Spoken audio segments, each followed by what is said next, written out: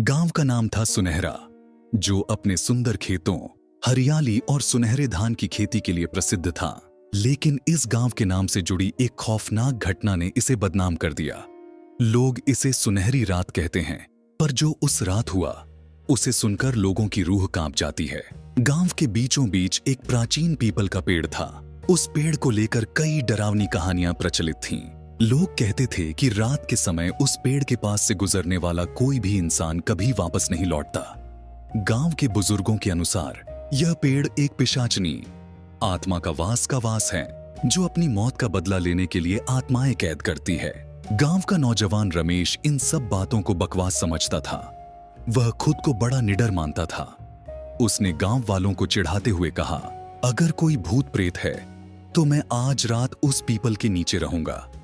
देखता हूं कौन मुझे रोकता है। गांव के बुजुर्गों ने उसे ऐसा करने से रोका, लेकिन राजेश ने उनकी बात को हंसी में उड़ा दिया और रुकने का फैसला किया। रात के वक्त रमेश ने हाथ में एक लालटेन ली और अकेले ही पीपल के पास पहुंच गया।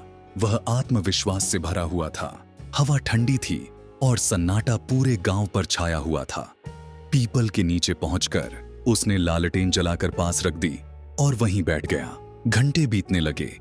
राजेश ने पहले घंटे तक कुछ असामान्य महसूस नहीं किया। वह अपने मन में हंसते हुए सोच रहा था, कैसा डर, सब बकवास है। लेकिन जैसे ही घड़ी ने 12 बजाए, हवा अचानक भारी हो गई। एक अजीब सी सर्दी उसकी हड्डियों तक पहुंचने लगी। पेड़ की शाखाएं अचानक जोर जोर से हिलने लगीं, जैसे किसी ने उन्हें पकड़कर झकझोरा हो। राजेश को लगा कि उसने किसी के पैरों की आहट सुनी। वह सतर्क हो गया। चारों ओर देखने पर उसे कोई नहीं दिखा, लेकिन तभी लालटेन की रोशनी धीरे धीरे मंद होने लगी। राजेश ने लालटेन को उठाने के लिए हाथ बढ़ाया। तभी उसे अपने कंधे पर किसी का ठंडा हाथ महसूस हुआ। उसकी सांसें थम गईं। डर के मारे वह पीछे पलटा, लेकिन वहां कोई नहीं था। अचानक एक दर्दनाक हंसी की आवाज गूंज उठी। वह हंसी पीपल की शाखाओं से आ रही थी। राजेश ने ऊपर देखा और उसकी आंखें फटी की फटी रह गईं। पेड़ की सबसे ऊंची शाखा पर एक डरावनी आकृति बैठी हुई थी। वह एक पिशाचनी थी।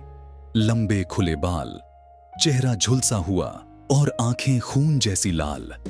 वह धीरे धीरे शाखाओं से नीचे उतरने लगी। उसकी हड्डियों के खड़खड़ाने की आवाज राजेश के कानों में गूंज रही थी।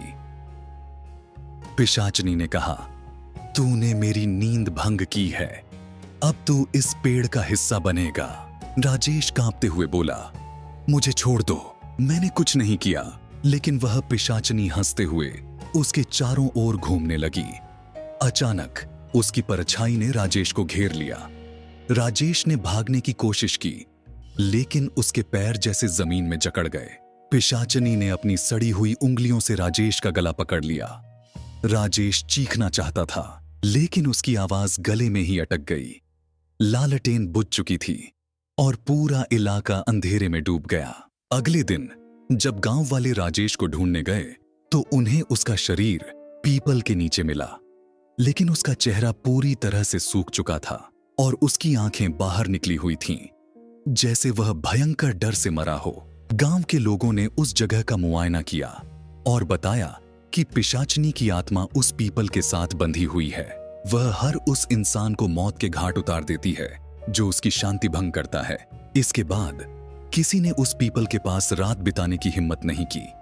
लोग उस घटना को सुनहरी रात कहते हैं, क्योंकि उस रात के बाद हर पूर्णिमा की रात पेड़ की शाखाएं सुनहरी रोशनी से चमकती हैं।